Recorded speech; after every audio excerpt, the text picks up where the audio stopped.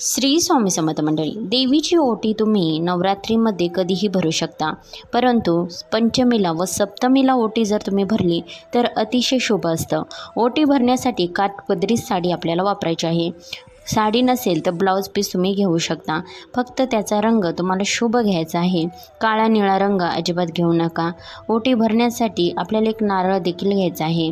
नारळ नसेल तर खोबऱ्याची वाटी तुम्ही घेऊ शकता.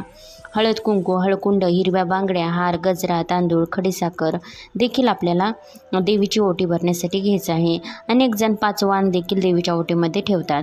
एका ताटामध्ये साडी किंवा ब्लाऊज पीस ठेवून त्याच्यावर हे सर्व साहित्य ठेवा आणि त्याच्यामध्ये पानाचा विडा आपल्याला आवर्जून ठेवायचा आहे.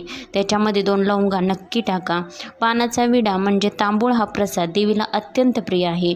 पानाचा विडा बनवून आपल्याला देवीला प्रसाद म्हणून ठेवायचा आहे. कधीही तुम्ही ओटी भरा, त्याच्यामध्ये पानाचा विडा नक्की